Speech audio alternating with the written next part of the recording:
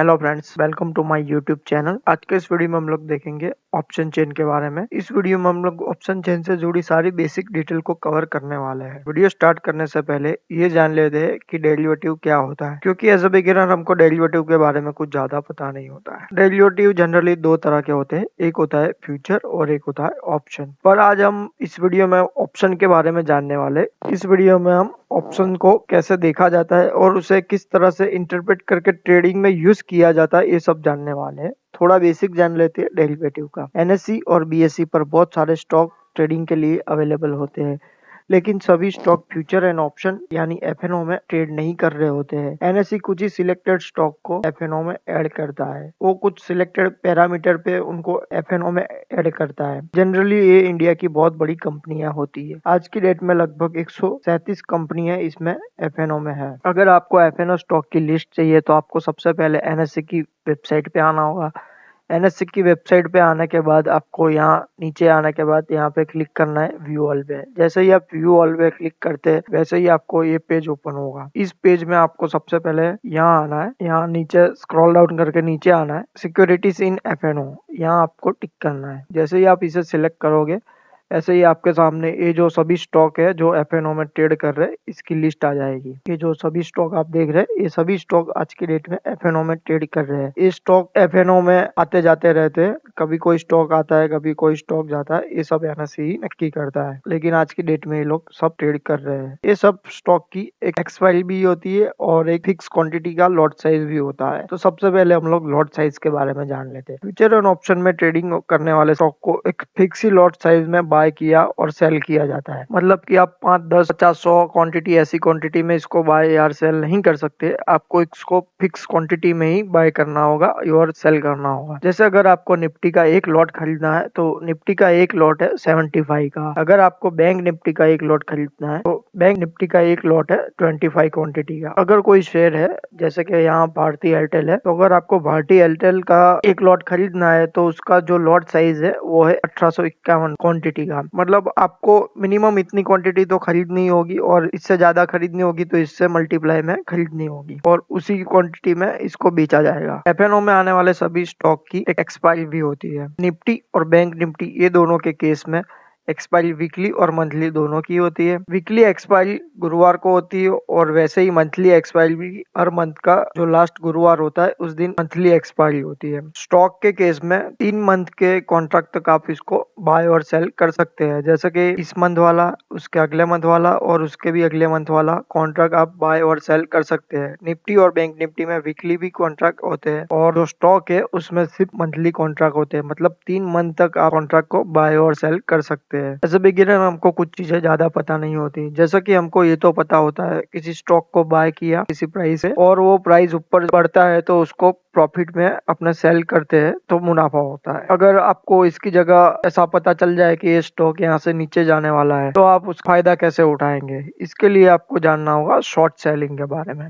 Short selling ऐसा होता है इसमें कि आपको सबसे पहले किसी स्टॉक को सेल कर देना होगा और फिर उसका प्राइस गिरने पर उसको बाय करना होगा। लेकिन आप ये सिर्फ कैश सेकंड में नहीं कर सकते, इसको आप फ्यूचर में सेल करना होगा या नहीं तो ऑप्शन का सहारा लेना होगा। आप इसे कैश सेगमेंट में कर सकते हैं इक्विटी में, लेकिन वो सिर्फ इंट्राडे के दौरान ही कर सकते हैं। लेकिन आपको 10-15 दिन के लिए होल्ड करके रखना है तो आपको फ्यूचर में ही सेल करना होगा, नहीं तो फिर आपको ऑप्शन का सहारा लेना होगा। ऑप्शन सेलिंग में भी कुछ टाइप होती है, उसे भी हम लोग इस वीडियो में देखेंगे। तो चलिए शुरू करते हैं। जैसा कि आप लोग देख रहे हैं अपनी स्क्रीन पे, ये वाली जो ऑप्शन चेन है ये निफ्टी की ऑप्शन चेन है। निफ्टी की ऑप्शन चेन में सबसे पहले बेसिक से स्टार्ट करते हैं। सबसे पहले निफ्टी का जो क्लोजिंग प्राइस है वो देख लेते हैं। जो निफ्टी का क्लोजिंग प्राइस है 11,642 रुपए है आज का। ऑप्शन चेन में दो पार्ट होते हैं, एक होता है कॉल और एक होता है पुट। इसमें जो ये बीच वाला जो कॉलम है ये स्ट्राइक प्राइस, बाकी OI, change in OI, volume, IV, LTP, ये कॉल साइड और पुट साइड दोनों सेम ही होता है। अभी मतलब सबसे पहले हम लोग देखते हैं strike price. Strike strike price क्या होता है। स्ट्राइक प्राइस वो प्राइस होती है जिस पर ट्रेडर निफ्टी की फ्यूचर की प्राइस को एक्सपेक्ट करते हैं और उसी को बाय और सेल इनिशिएट करते हैं। मतलब कि ट्रेडर्स को ऐसा लगता है कि निफ्टी यहाँ से ऊपर जाने वाला है तो यहाँ कॉल बाय कर लेंगे, अगर उनको लगता है नीचे जाने वाला है तो वो लोग पुट बाय कर लेंगे। इसी तरह इसमें खेला जाता है। उसके बाद में ओपन इंटरेस्ट। ओपन इंटरेस्ट यानी ओआई। ओआई वो होता है कि बायर और सेलर में कॉन्ट्रैक्ट बनता है। जबकि कोई बायर निफ्टी का एक लॉट बाय करने को रेडी होता है, अगर उसके सामने अगर कोई पर्सन निफ्टी का एक लॉट सेल करने को रेडी होता है तभी जाके एक कॉन्ट्रैक्ट बनता है और तभी एक ओपन इंटरेस्ट भी बनता है। जैसे मैं आपको दिखाता हूँ, जैसा कि आप लोग अपनी स्क्रीन पे देख रहे हैं, यहाँ कोई पर्सन ए है, वो निफ्टी का एक लॉट बाय करने को रेडी है। इसका बाय ऑर्डर एग्जीक्यूट नहीं होगा अगर कोई पर्सन बी उसके सामने सेल करने के लिए रेडी ना हो, तब तक उसका एक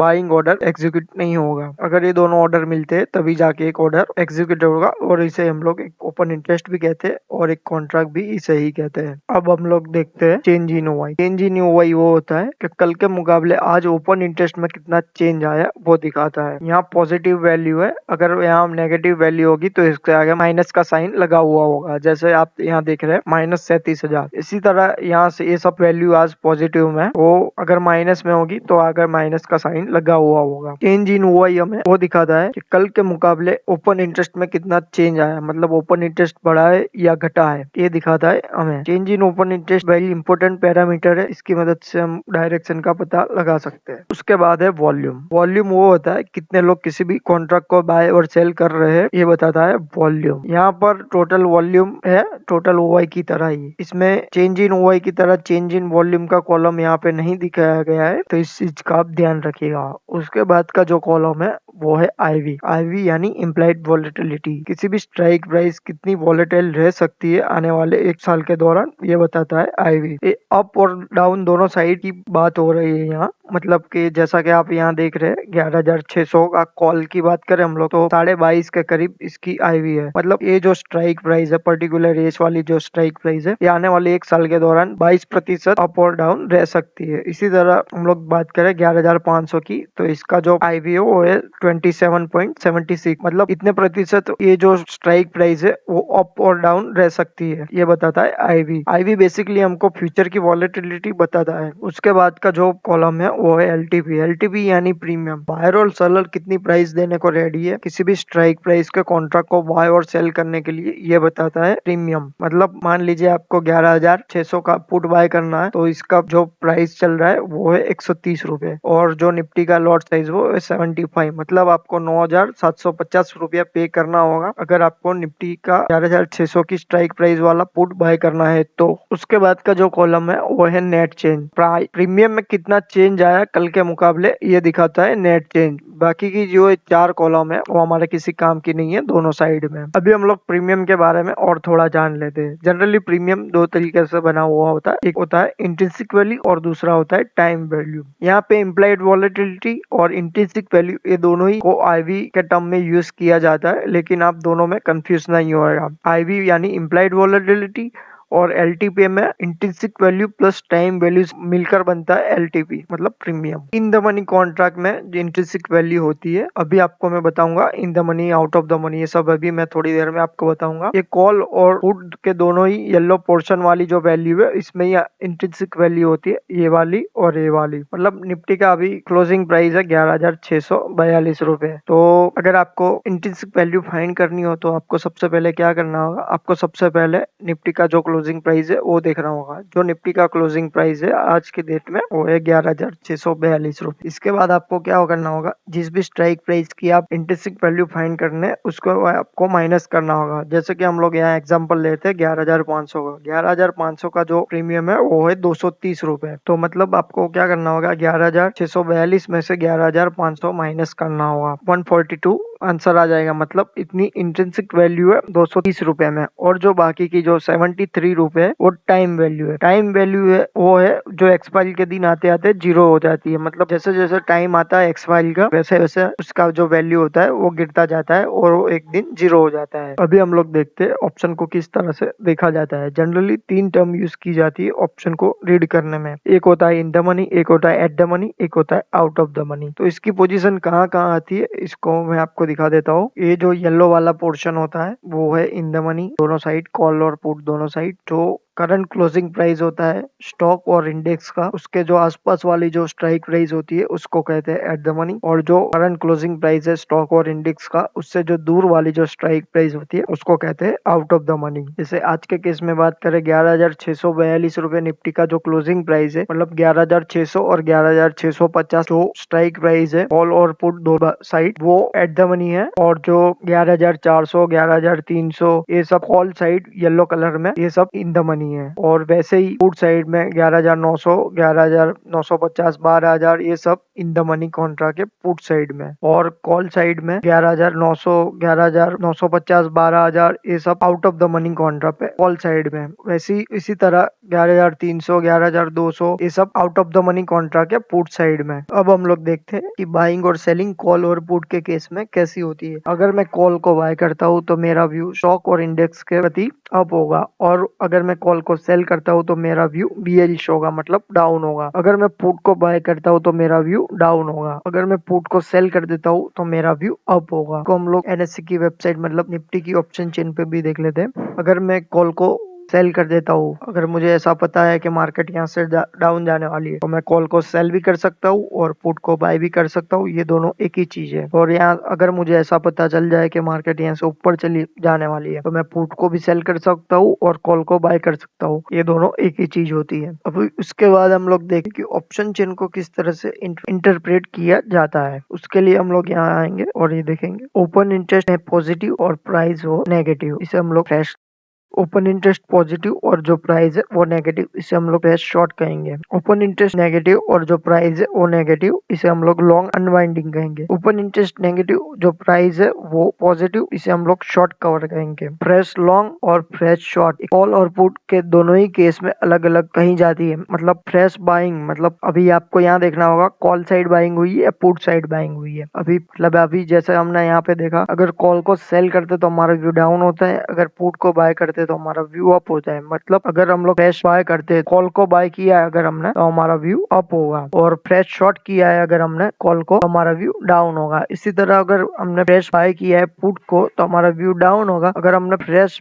शॉर्ट किया है पुट को तो हमारा व्यू अप होगा। इसको इसी तरह से देखा जाता है। जब भी हम लोग ये पोजीशन क्लोज करते हैं तो हमारा जो पोजीशन का जो सिनेरियो है ये बन जाता है, और इसे हम लोग लॉन्ग अनवाइंडिंग कहते हैं। और जब हम लोग ये वाली जो पोजीशन होती है, पहले हम जो सेल करते हैं उसके बाद हम लोग जो जिसको बाइंग करते हैं, वो पोजीशन हम लोग जब क्लोज करते हैं तभी ये वाली सिनेरियो बन जाता है। इसमें ओपन इंटरेस्ट नेगेटिव हो जाता है और जो प्राइस है वो पॉजिटिव हो जाती है। अभी आज की डेट में अगर हम लोग देखें कि कौन सा सिनेरियो बना हुआ है, यहाँ ओपन इंटरेस्ट पॉजिटिव है और जो ये एलटीपी मतलब प्राइस में उसमें क्या चेंज आए ये हमें देखना है। ओपन इंटरेस्ट यानी ये वाला, इसमें कितना चेंज आया ये वाली कॉलम देखनी है, चेंज इन हुआ, और जो एलटीपी में कितना चेंज आया उसमें ये वाली कॉलम देखनी है, दोनों ही साइड। यहाँ इस बाजू चेंज इन हुआ ये देखना है, और जो एलटीपी है इसमें कितना चेंज आया ये देखना है। मतलब यहाँ आज की डेट में यहाँ देखोगे तो आज की डेट में यहाँ है चेंज इन हुआ पॉजिटिव है, और जो एलटीपी है उसमें गिरावट हुई है। तो ओपन इंटरेस्ट पॉजिटिव और जो प्राइस है उसमें गिरावट, मतलब फ्रेश शॉर्ट। कॉल साइड हमने देखा फ्रेश सेलिंग की गई, मतलब यहाँ से ऐसा प्रतीत हो रहा है कि यहाँ से मार्केट का जो व्यू है वो डाउन जाने वाला है। अगर हम लोग पुट साइड भी देखें तो पुट साइड भी सेम सिनेरियो हमें दिख रहा है, लेकिन हमें ये देखना है कि किसकी पावर ज्यादा है। अभी जैसे यहाँ 50-50 हो गया, तो अभी हमें ऐसा देखना है कि किसकी पावर ज्यादा है। तो अभी तो ऐसा दिखाई दे रहा है कि कॉल की पावर ज्यादा है। ऑप्शन में बाइंग और सेलिंग का जो इंटरप्रिटेशन है वो अलग अलग होता है। जैसे कि ऑप्शन को पूरा होलिस्टिकली हमें देखना पड़ता है, कहाँ पे सेलिंग हो रही है, कहाँ पे बाइंग हो रही है, कौन सी नई पोजीशन बनी, कौन सी पुरानी पोजीशन को क्लोज किया गया, ये सभी बातों का हमको ध्यान रखना बहुत जरूरी है। अगर हम लोग ये सभी बातों को ध्यान रखें तो हम लोग सटीक टारगेट निकाल सकते हैं। इस वीडियो का एक डिस्क्लेमर भी है जो आपको अपनी स्क्रीन पे दिख रहा है।